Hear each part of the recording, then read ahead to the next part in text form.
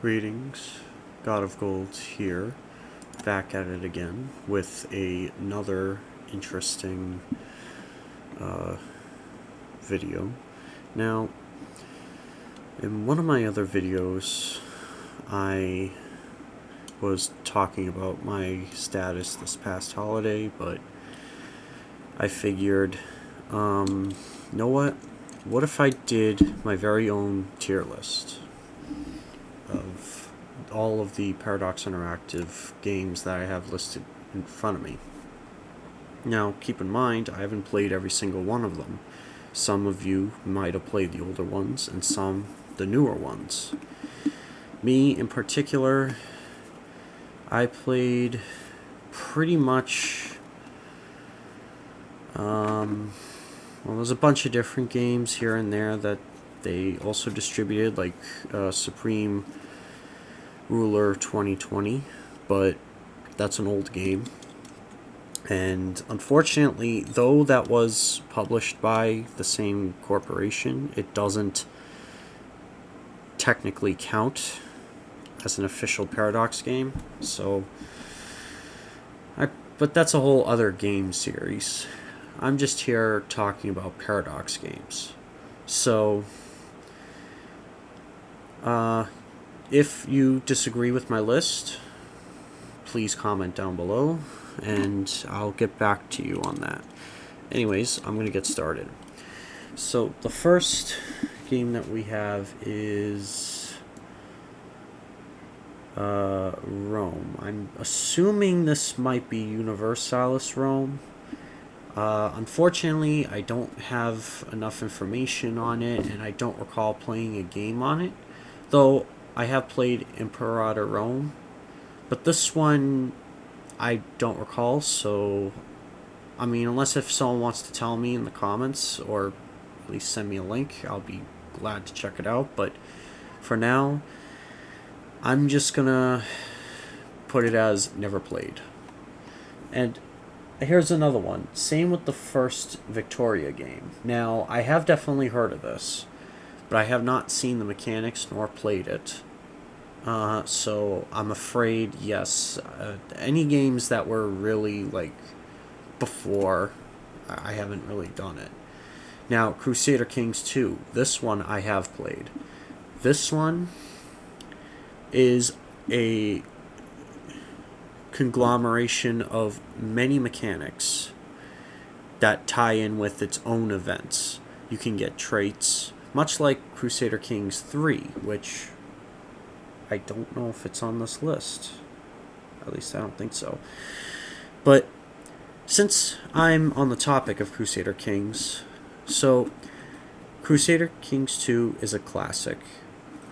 I'm sure many of you can agree on that. Even though the first one may be a classic to some people as well, I'm not doubting them either.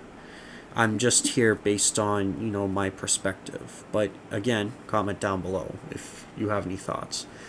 Now, Crusader Kings 2 ties a lot of its events together, as well as certain congenital traits. It does religion, culture, and it takes place pretty much during the medieval times. So, since this game offered, I want to say, a pretty unique style of gameplay for its time, I started playing it, I think, back in 2015, but unfortunately, it kind of, it didn't grow on me as it used to. At least until, Crusader Kings 3 came along. So I'm going to have to safely say, this was during a time when Paradox was, to some people, could agree on this as well, they could have been at their best, 2010, 2012. Mainly because, their releases nowadays, they're good, but sometimes they are hollowed releases. I've noticed that since Victoria 3, which I'll get into that when I get to the Victoria category. So, Crusader Kings 1, on the other hand, I haven't played yet, but I have played the third one. And the third one, it offers a lot of improvement. Granted, it was a little shaky upon launch. For example, in the first beta of the game, you could not create your own character, which was a huge downer for me at the time. But I figured, okay, well, there's a chance that they could release a free patch for it, and by golly, they did. So that made up a lot of the losses from that, which they should probably do the same with Victoria 3. Even though I do like the style and I do like the graphics there, but again, different game. So I'm going to have to rank, well, since Crusader Kings 3 is not on here, I'm going to have to say Crusader Kings 1, I haven't played, unfortunately. Crusader Kings 2, I have played, and I want to say, since this is a classic, and since the gameplay was really ahead of its time back in 2012, which, man, that was 10 years ago, just about, or over. I'm going to have to safely say this game deserves S tier. Why S tier? Again, it's a classic. The game offered a lot. Now, in terms of Crusader Kings 3, that's a tricky one. A, because it's not on this list, and B, it does offer a lot in itself, and it does baronies, which this one didn't really do often.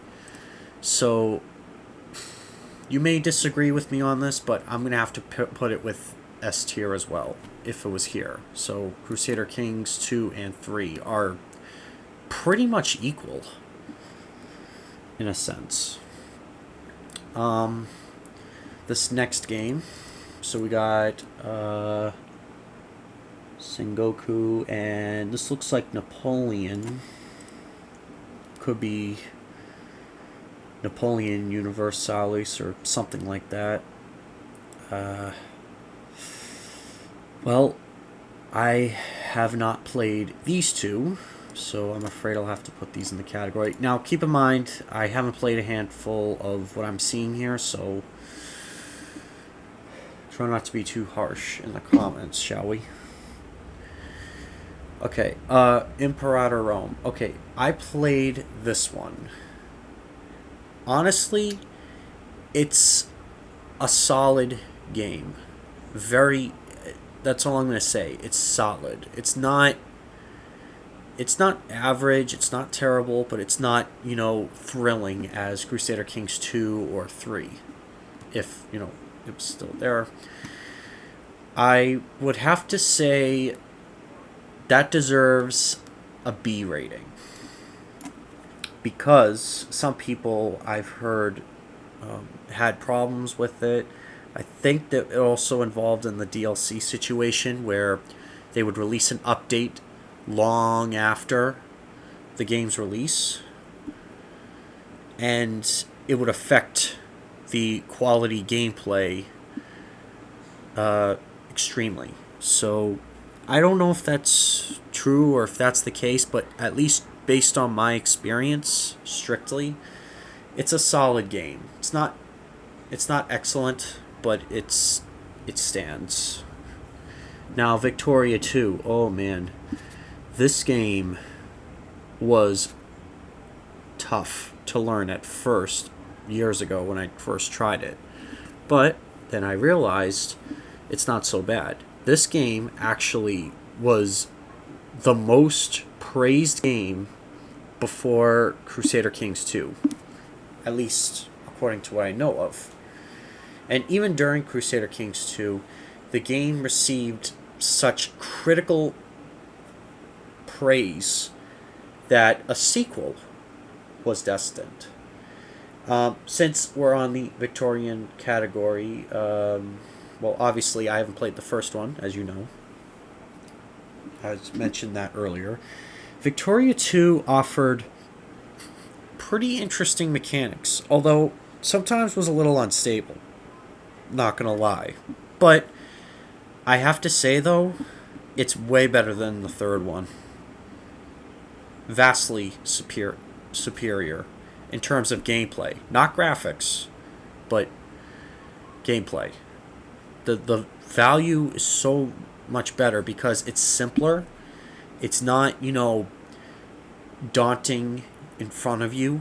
You can see what parties are which in the other one, I'm going to be honest, it doesn't seem right. Like, you have these different groups or like factions instead of parties, which it's stupid, not going to lie.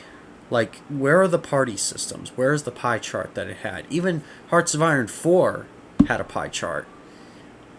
So, this game, you're probably going to guess, I'm putting it in S tier.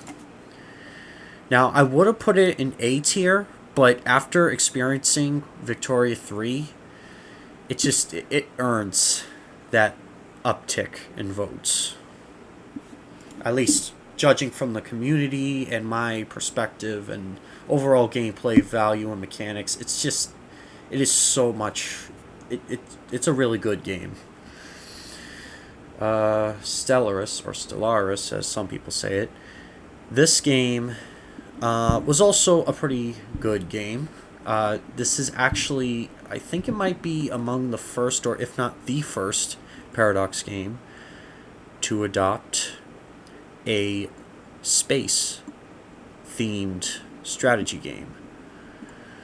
Now, I'm not saying it's the first space game, just first strategy game of Paradox that is space-related. And honestly, the community with this one is also pretty strong. Almost as strong as EU4, I imagine. So I'm going to have to say this one gets an A. So it's not like the most hyped game, but it is pretty good. If you haven't played it, I would recommend it. Europa Universalis. Is this the first? Okay, wait a minute. Is this? I'm getting the feeling that this might be the first. That's the second. I don't know. Unfortunately, these two games I haven't played either, and I don't recall playing the third one either. So I'm afraid these three are going to have to go down here. But I have, to be fair, I did see a little gameplay of Europa Universalis 3, but that was a long time ago. And it was in an old video. So if I did put it there, I would have to give it a C. But since I haven't played it, I really can't say. So I'm just going to have... I just judged it based on my perception on it. So the map didn't look right on here, if I recall correctly. So yeah, sorry if I disappointed some. Europa Universalis 4. Okay, now this one, though it's buggy at times, it is still a fan favorite of many players, such as myself. When it came out, it was ambitious for its time. It was trying to take Victoria 2 during those days and better it, which they did a lot of good things right, but the AI is unbalanced.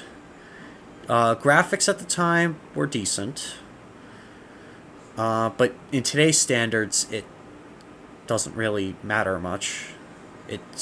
Although there are mods that can improve it. So since the modded community for this one is strong, and since I played it for a while and a bunch of others have as well, I'm going to have to give this a solid A rating as well. Not an S rank. The only thing that's holding it back from an S rank is balance. It's not as balanced as people expect it to be. Not to mention, the DLC, if you were to buy all of them at once, it can cost hundreds of dollars. So that easily is a ripoff, but they have this subscription thing where you can actually do all the DLCs for a month, like per month, but you have to pay a monthly fee. So honestly, I don't agree with that. If you have all the DLCs, good for you. If you got it somewhere else, then good for you. And if you don't have it, well, that's okay. If you want to save your money, I understand. But it is a solid game. Not the best game, but it's good. Not Victoria 2. Hearts of Iron 2. I haven't played. Actually, no, wait. I think I did play this at one point, but it was another version of the game. I don't remember what it was, but it had a similar style of it. So, judging from my gameplay on this, it was easy to understand, but the controls were, and the graphics were, I don't know. Maybe I'm feeding too much into it, but I would say Hearts of Iron 2. I'm sure it was good back in the day, but nowadays I'm gonna have to give it a C. Very average. Now, Hearts of Iron 3. This is when things get really big. Before Victoria, the year before Victoria 2, according to my research, Hearts of Iron 3 was introduced. And over the course of its time, up until 2016, had support with DLCs. And honestly, this game is also very good. But unfortunately, it kind of, even for back then standards, it kind of suffered a, I guess, Victoria 3 fate where it was daunting to new players. Like me, it was really tough to understand. I don't know why, but I guess maybe it had a lot of complex buttons and controls. Although, I did start to understand it over time, and I hope to do so with Victoria 3 if I ever, bother. And don't get me wrong, Victoria 3, I know I keep talking about it a lot, but, it's a thing that's been on my mind for months now since its release, so just bear with me. Hearts of Iron 3, it's not an average game. It's not a terrible game, but it's also not that thrilling. So I'm going to give it... You know what? I'm going to give it an A. The only things that hold me back... Two things that hold it back from me putting it as an S rank, even though it is a classic, I know. The map doesn't look right.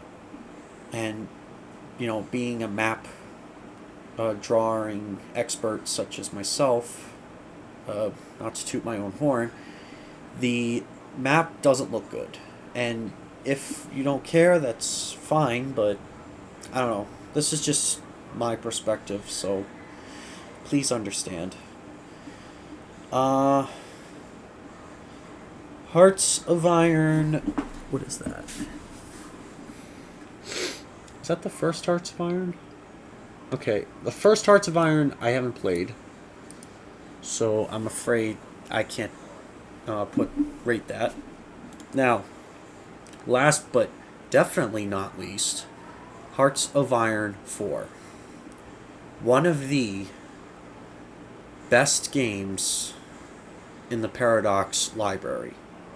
Why do I say it's the best? Well, it's one of the only major games I actually mod off of. Not to mention the mechanics, so intuitive. It flows with you. So, in conclusion, that's an easy S tier for me. The reason is gameplay. It is really good. The graphics, at least for 2016 standards, very excellent. Even though nowadays graphics are changing and things are getting, upgraded.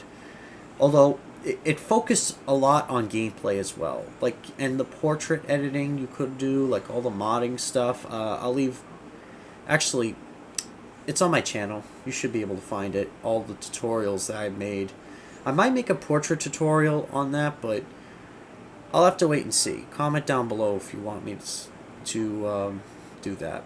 But yeah, this game was awesome. Just awesome. The political in-depth nature of that game. You can produce equipment. You can march over borders. You can basically NX. Now, some DLCs are a toss-up, I will admit. But the other DLC that they released in recent years is No Step Back, which by far was the most anticipated and most well-praised DLC. I think it was 2021, but I don't know. It happened a while ago. It was really good. So, actually, no, I think it might have been earlier this year. But yeah, so Hearts of Iron 4, hands down, that's excellent. So this is my tier list. I'm not going to save or download because, you saw me do it here. But if you have a complaint or if you disagree with this list or if you want to make your own, I will definitely leave this page in the description down below. And if you like what you saw, please leave a like, comment down below, and subscribe. And enable notifications so you don't miss me. Or at least my next video. Until I see you guys again, have a good day. Peace.